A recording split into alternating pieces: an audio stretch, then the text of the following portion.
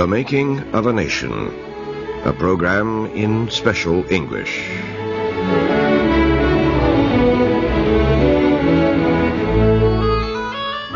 In our last few programs of The Making of a Nation, we described the violence of the presidential election campaign of 1828. It split the old Republican Party of Thomas Jefferson into two hostile groups: the National Republicans of John Quincy Adams and the Democrats of Andrew Jackson. The election of Jackson deepened the split. It became more serious as a new dispute arose over import taxes. This is what happened. Congress passed a bill in 1828 that put high taxes on a number of imported products. The purpose of the import tax was to protect American industries from foreign competition. The South opposed the tax because it had no industry to protect. Its chief product was cotton, which was exported to Europe. The American import taxes forced European nations to put taxes on American cotton. This meant a drop in the sale of cotton and less money for the planters of the South. It also meant higher prices in the American market for manufactured goods. South Carolina refused to pay the import tax. It said the tax was not constitutional, that the Constitution did not give the federal government the power to order a protective tax. At one time, the Vice President of the United States, John C. Calhoun of South Carolina, had believed in a strong central government, but he had become a strong supporter of states' rights. Calhoun wrote a long statement against the import tax for the South Carolina legislature. In it, he developed the idea of nullification, canceling federal powers. He said the states had created the federal government, and therefore the states had the greater power. He argued that the states could reject or nullify any act of the central government which was not constitutional. And, Calhoun said, the states should be the judge of whether an act was constitutional or not. Calhoun's idea was debated in the Senate by Robert Hayne of South Carolina and Daniel Webster of Massachusetts. Hayne supported nullification, and Webster opposed it. Webster said Hayne was wrong in using the words liberty first and union afterwards. He said they could not be separated. Said Webster, liberty and union, now and forever, one and inseparable. No one really knew how President Andrew Jackson felt about nullification. He made no public statement during the debate. Leaders in South Carolina developed a plan to get the president's support. They decided to hold a big dinner honoring the memory of Thomas Jefferson. Jackson agreed to be at the dinner.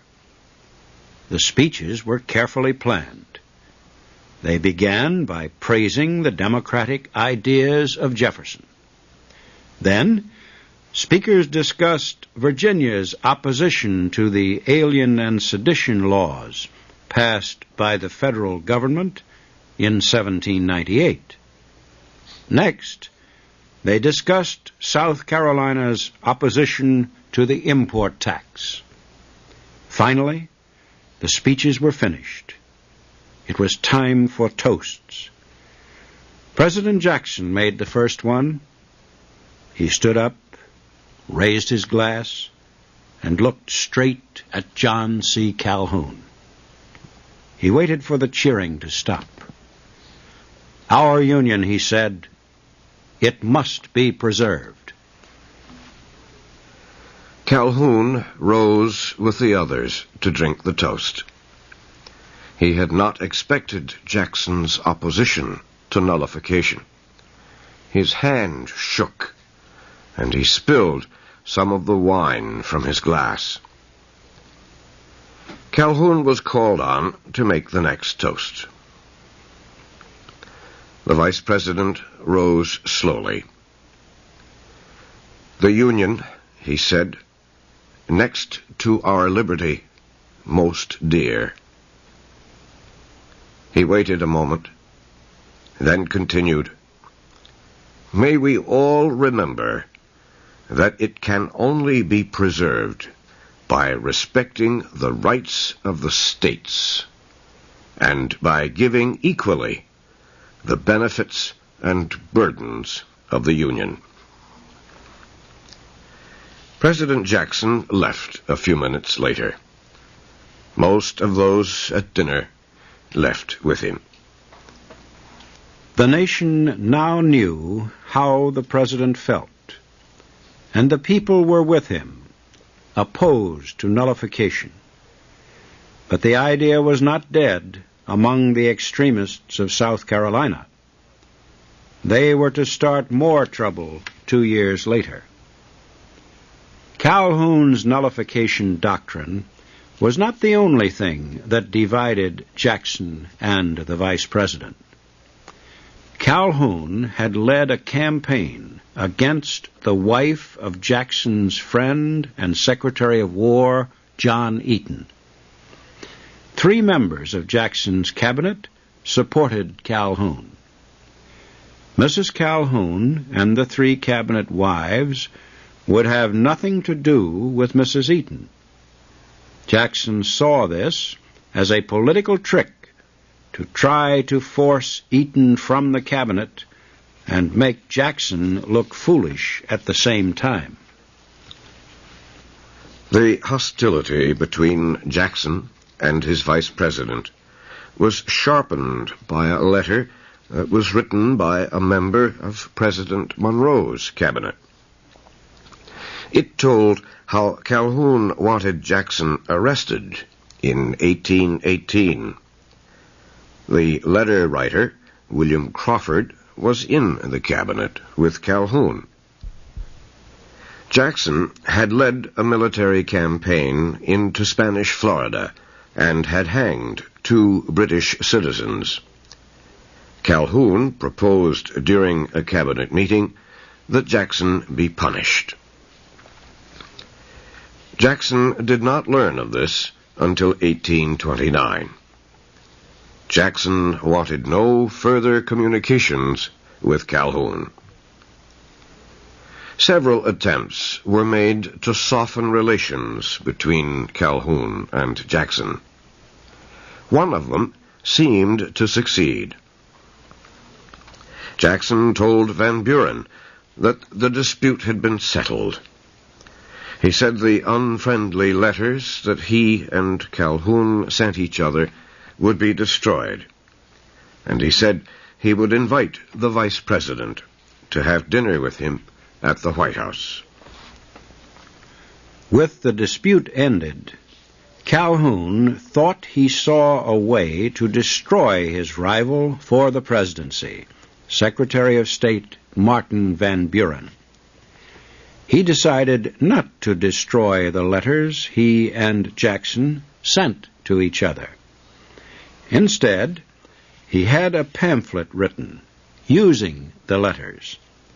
The pamphlet also contained the statement of several persons denying the Crawford charges, and it accused Van Buren of using Crawford to try to split Jackson and Calhoun.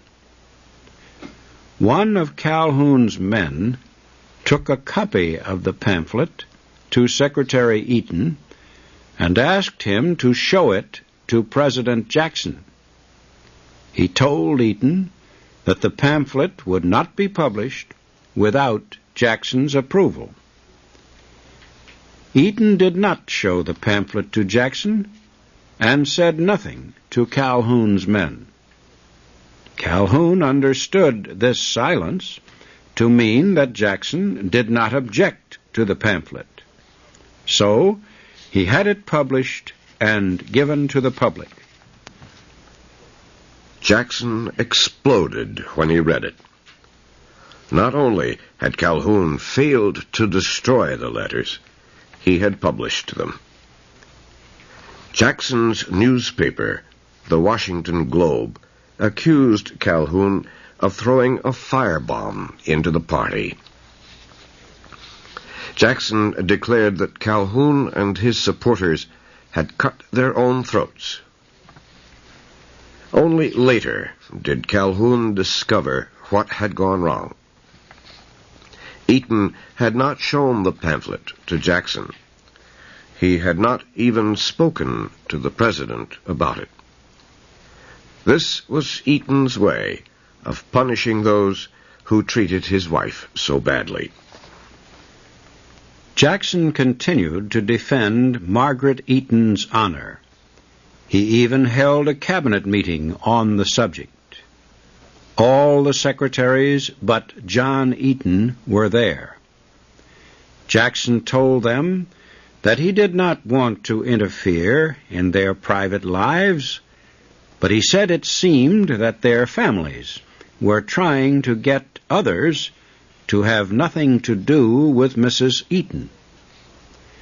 "I will not part with John Eaton," Jackson said, "and those of my cabinet who cannot harmonize with him had better withdraw.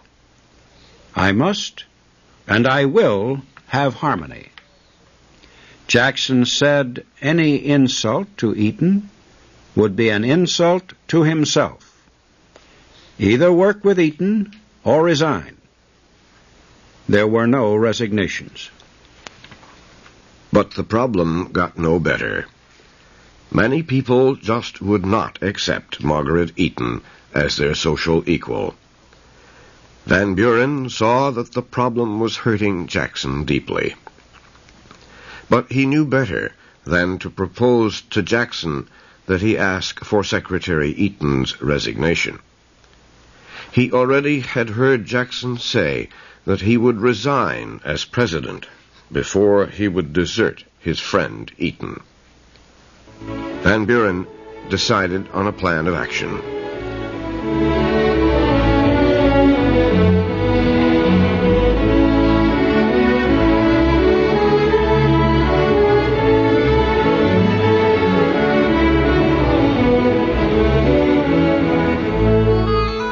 You have been listening to the special English program, The Making of a Nation. Your narrators were Stuart Spencer and Morris Joyce. Our program was written by Frank Beardsley. The Making of a Nation can be heard Thursdays